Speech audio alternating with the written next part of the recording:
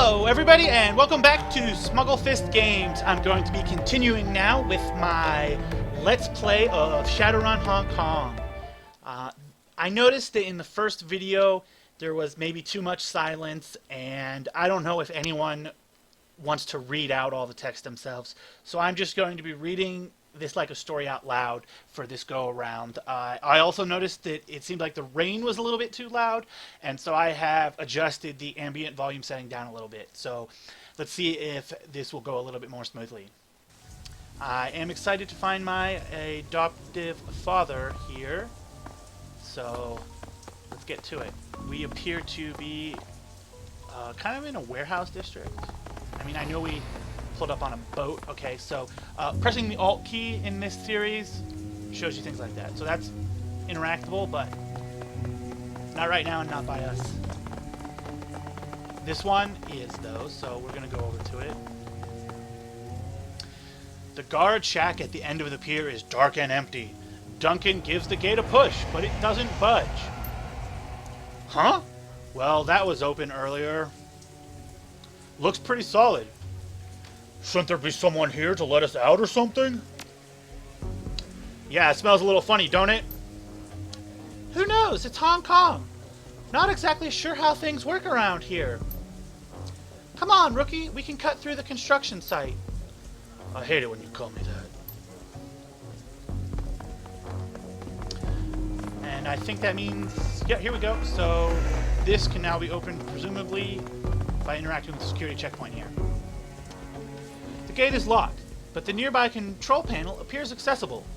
Carter pulls it open with a metallic screech that pierces your skull, sending a new wave of pain down to your churning stomach. She examines the control panel for a moment, then throws Wu a backward glance. Looks like there's another way off the docks on the other side of this gate. I think I can bypass the lock. Intelligence 3. Let me take a crack at that. Enjoy! This is a civilian area, and security is light. You bypass the door circuit with ease. The gate rattles open.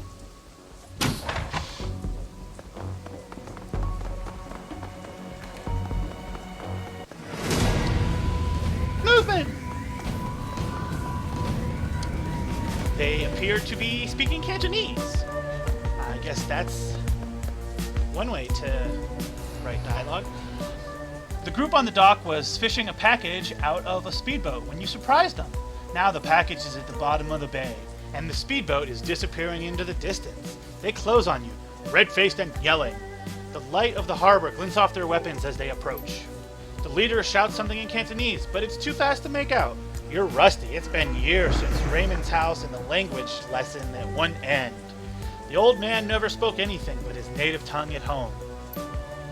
I have been trying to give Mark Smith a bit of a gravel voice. I'm not sure how well it's working out, but I think it makes more sense for Duncan the orc to have a deeper voice than Mark's. So I'm going to switch them here. Wu speaks with authority. His Cantonese is as solid as ever. He never let it drop. You guys doing some late night fishing? Oh yeah, we're fishing for assholes. You're going to need some better bait. All you're going to catch with that is trouble. Seriously, did they teach you that in Rent-A-Scop school? Lone Star, lay down your weapons. Now I'm going to go with the whisper to Duncan. He turns to you with a smile starting on his face, and then he thinks better of it. Turns back to the smugglers. Wu flashes his badge. Lone Star, put the guns down. Never seen a badge like that before. Either it's fake or you're some kind of security guard. Either way, this ends the same. I think he's done talking. Okay, it's time for combat. Combat in this game is turn-based. It plays out a lot like XCOM. You have action points, movement distances. You take cover behind objects. At least that's how it was in Returns.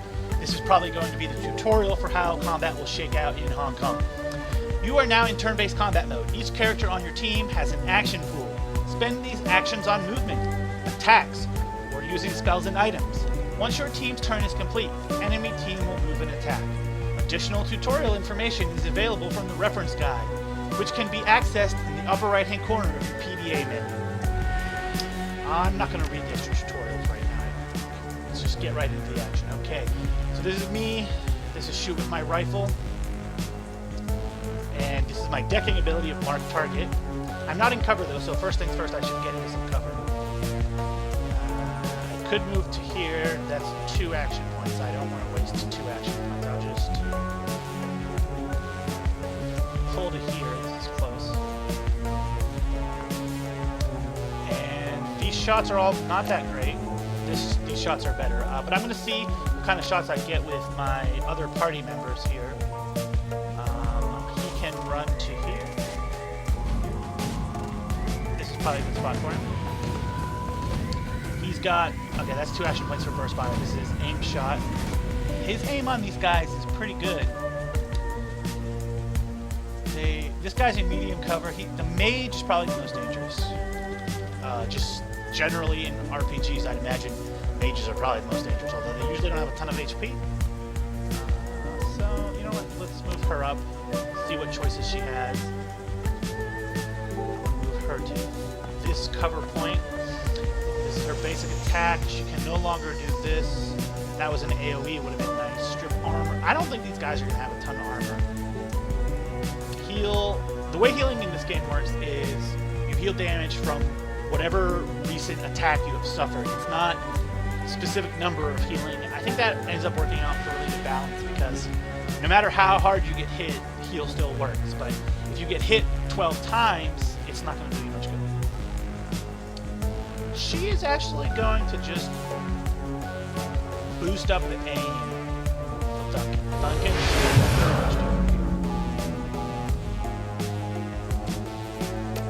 And I'm going to apply the debuff to the mage. This should mean Duncan gets a sure shot, possibly even without using his aim shot on the mage. And he misses the 99% chance to hit shot. So that turn did not go very well for me. I did not plan things out very well. I had taken 8 damage on Duncan and 10 damage on my mage. I might not be able to heal both of those wounds. But thankfully I only took 2 wounds. She's probably got less HP. She's gonna heal herself straight away.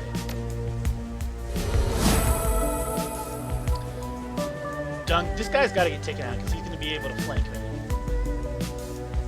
I have a decent chance to hit. Aim shot doesn't cost any additional action points. Both of these attacks are 1 action point, so I am going to lay into it. And again, hopefully they'll both hit. They do. He is nearly dead. A weak hit would get him at this point. Does she have a good chance to hit? Not really. But she doesn't have a lot of other... Actually, she does have a better chance to hit this guy. So he'll waste one of his shots on this guy. It's absolutely critical that he dies, so that shot will be his aim shot. And he will take a more regular shot against the mage. Cover apparently reduces damage by half, even if you land the hit. So cover affects 2 hit chance and damage both. I wasn't really aware of that.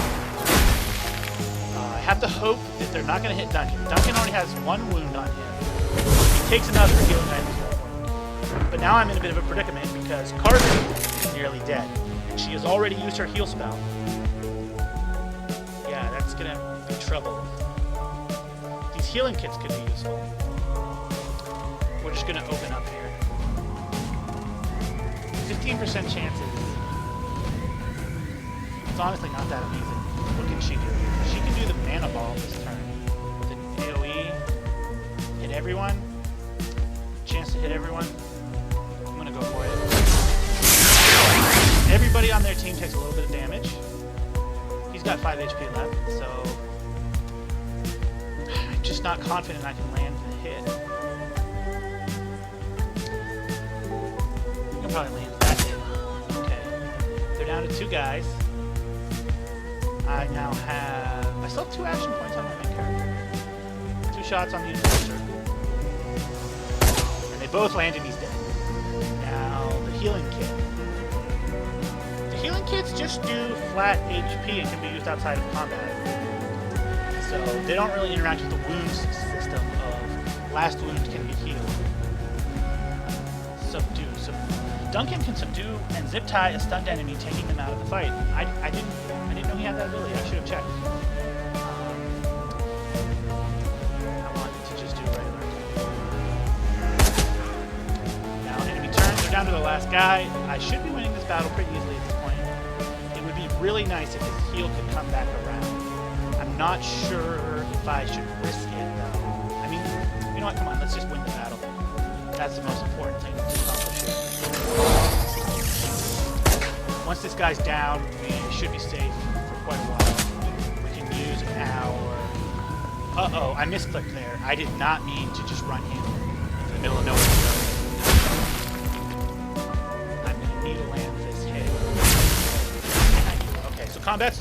Oh, everyone heals... It looks like their most recent wound at the end of combat? Or do they heal to full? I think they've changed the mechanics a little bit from how Hong Kong used to work. How much HP points? You know what? Okay, yeah. So I'm at 40. They're both down 8. That's a lot less than we were, though, a second ago. You know, I think this is going to be a good point to call it, so I'm going to save again here. I think I've been going for about the right amount of time. Okay, so game saved. I'm going to stop the recording here. See you next time on Let's Play Shadowrun Hong Kong.